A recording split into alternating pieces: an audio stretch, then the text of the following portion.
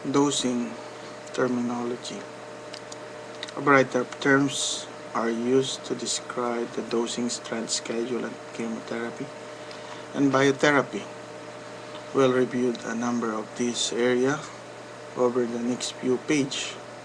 Standard dose. Standard dose chemotherapy is the dose approved for a specific indication and is the most frequent type of treatment schedule used. However, this schedule is not always ideal because a patient may receive a lower than recommended dose.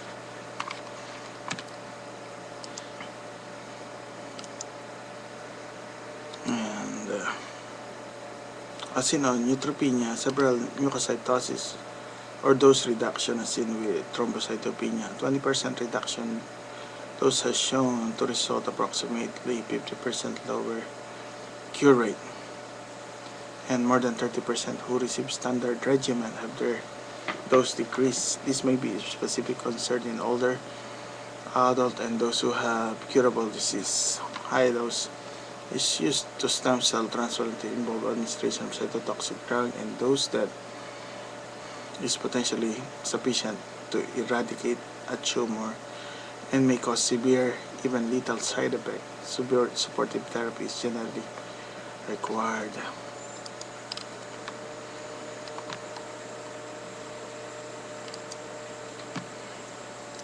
Chemotherapy dosing principle, dose modification, relative dose intensity. Relative dose intensity is the total dose delivered over time. It provides the ability to compare efficacies of different chemotherapies with different dosing approach, measured as milligram per meter square per week. Dose intensity is affected by dose or time interval over which dose is given. Dose delay commonly resulting because of toxicity or personal reason may affect disease-free or overall survival. If one compares the chemotherapy dose administered to what was ordered, the result will be relative dose intensity. The relative dose intensity is used in clinical trial as means to accurately report variables. Dose density. Dose dense regimen manipulate the administration schedule and or dose given. Fraction or dose are given close together in a manner similar to the way radiation therapy is administered 5 days a week. For example, an individual may receive weekly, twice weekly, or daily treatment instead of every 3 weeks.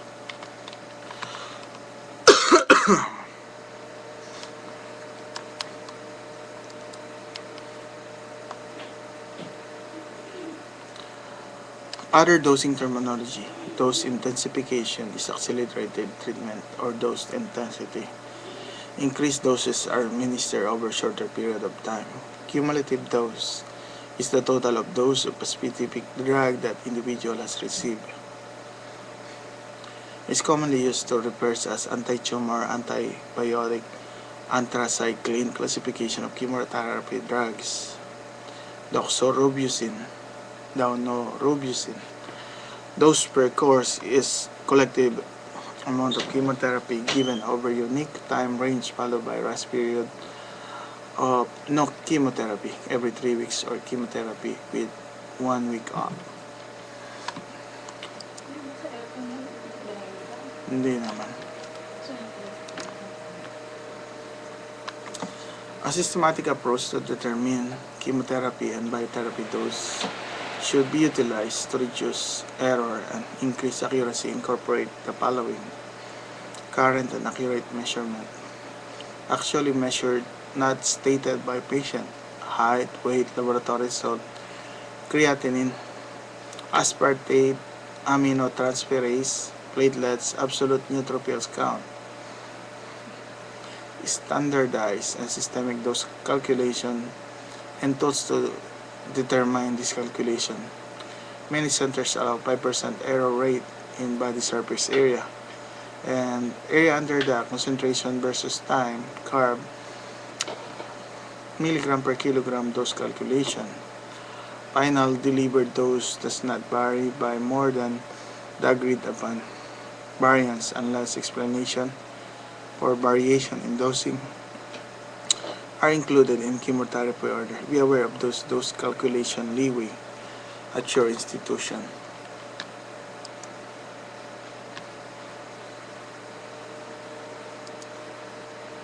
Milligram per kilogram. Milligram per kilogram. Dosing is used commonly in children younger than 1 year old weighing less than 10 kilogram. It is also seen in adult population with medication used for stem cell transplantation. Many biologic agents use milligram per kilogram dose including bevacizumab, Eptin, and trastuzumab, and darbepoetin alpha. To calculate milligram per kilogram, one must multiply the patient's actual weight by prescribed dose. The resulting dose in milligram is to be administered to the patient. Example, weight times prescribed dose equals dose to be administered. 57 example is 57 kilogram times 35 milligram per kilogram equals 1995 milligram. Try calculating this scenario in the self-test.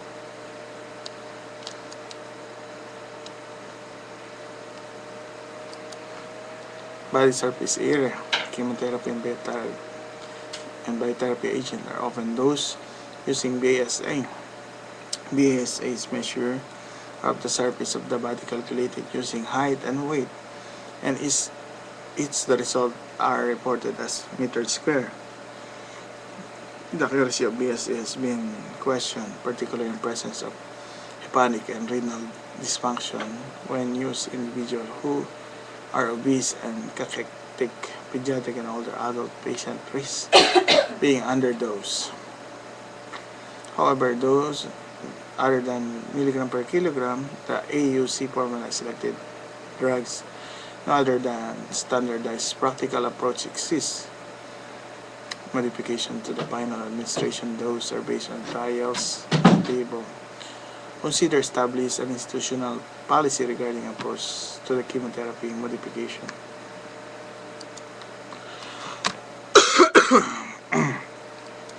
Body surface area. Several methods used to determine BSA. Many websites are available to perform calculation. Mosteller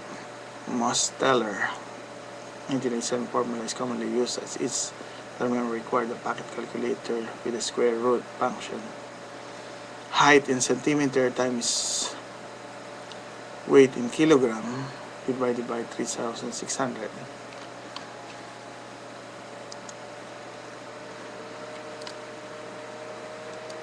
Body surface. Use nomogram is no longer recommended because of inaccuracy that can result in copy machine distortion of the chart and ability to accurately read the BSA value of the chart. Suggested an 8% error rate occur with this nomogram. Using the Mosteller formula, BSA for the following example.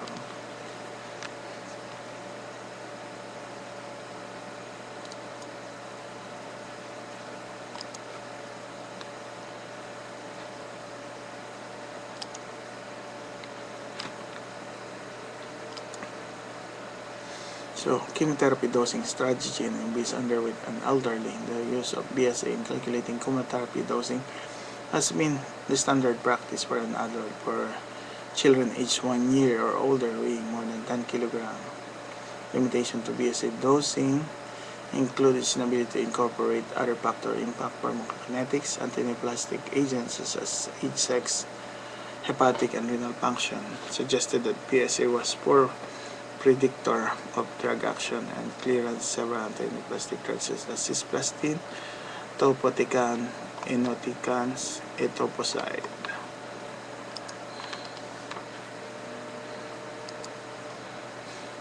Dosing for an obese patient. The Center for Disease Control and Prevention has defined obesity as having excessive body fats with a weight of 200 pounds, body mass index 30 or higher. The nationwide survey by Peel large number of respondents report never using ideal body weight to calculate chemotherapy dose in an obese patient. Of those who did use IBW, they calculate chemotherapy dose using BMI of 27 kg per meter square, World Health Organization definition as being overweight. As a representative of IBW for the obese patient, it is recommended that IBW is used instead of actual body weight to calculate PSA. It should be clearly stated on the chemotherapy order.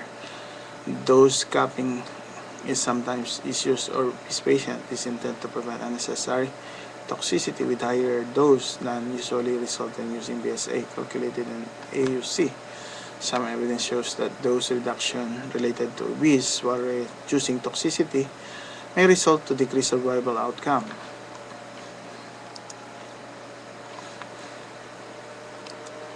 Dosing for an adult patient. Historically, dose reduction chemotherapy for patients 65 and older has occurred in common regimens such as cyclophosphamide, methotrexate, and unable to tolerate standard dose because of age-related decline in metabolism and renal function. A growing body of evidence support the safe use of standard chemotherapy doses in older adults with cancer, especially those without comorbid and with good performance status.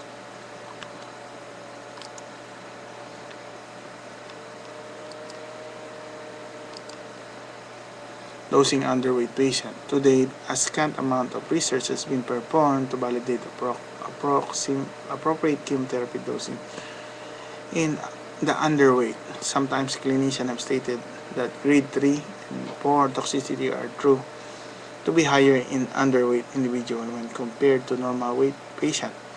However, this has not been supported in the research literature at this point in time. Utilizing actual body weight for chemotherapy dose calculation for underweight patient is the most appropriate and prudent strategy.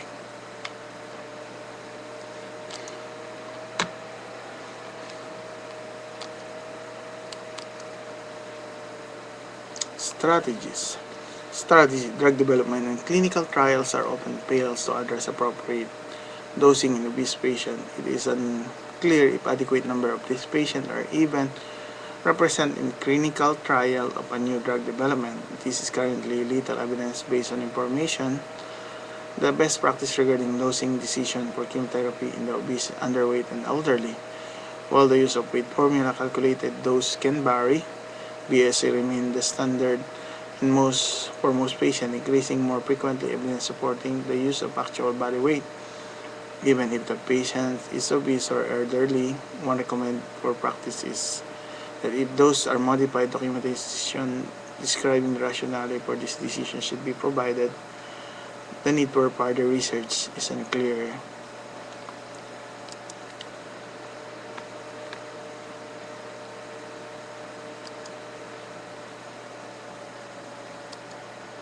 BSA calculation.